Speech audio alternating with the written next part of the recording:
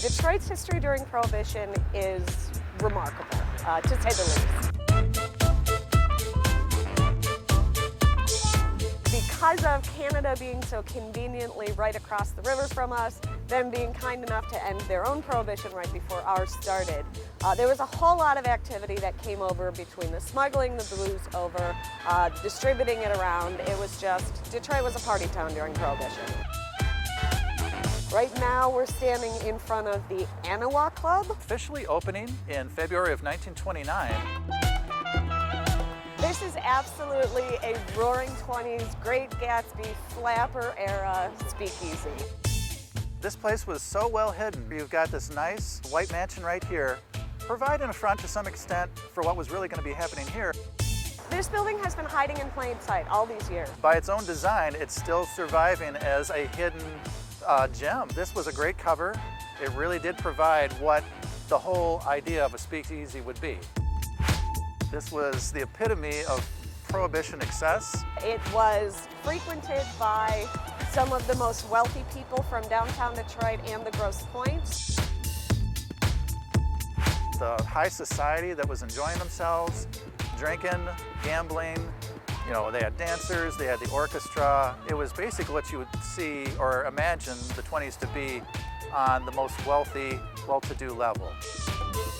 It's a really good example of how you can't keep a good party down, I think, because the people that were patronizing here and the people that were owning it and running it really just did whatever they could to keep the booze flowing, to keep the party going, no matter what happened. Yeah, Detroit does know how to throw a heck of a party, whether it's 1920 or 2020. This young woman telling the local Ford Defenders she wants everyone in the downriver communities to be on high alert. Here's exactly why. Tuesday morning she left for work. A few minutes later she gets an alert on her Ring camera. She looks at her phone and she sees a man standing in her home. He takes her TV, her headphones, and who she considers to be her baby.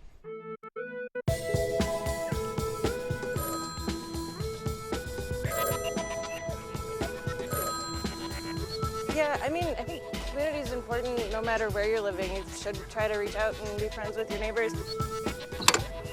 Hello? I'm Carl. I refer to myself as the founder, director, and chief handset cleaner of Futel. What is Futel, I guess, for someone who doesn't know? Well, we're a phone company. What we do is we install payphones, which are free to use. I'm Rosie, this is my husband Sebastian, and this is a free Futel payphone that we set up here in Core City. The mission of Futel is to provide free telephone infrastructure to everyone, also people who don't have smartphones. It's a fun project. I mean, it was mostly through a friend of Sebastian's how we first got the idea. To make a call, press 1. Our focus, what we want to do is install phones that are accessible to the public 24/7. For utilities, press 4. Yeah, sure. I mean, access to the infrastructure that a lot of people take for granted.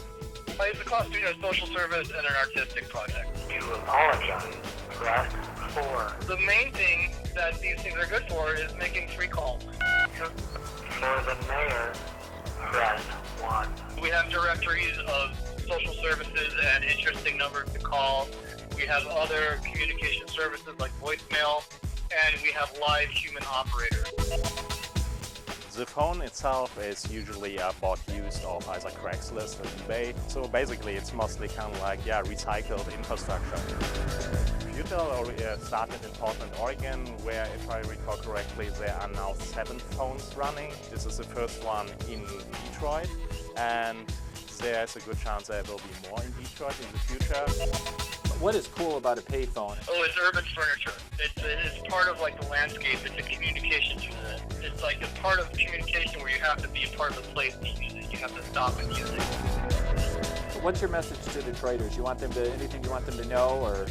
Call your mom. Call your mom, definitely.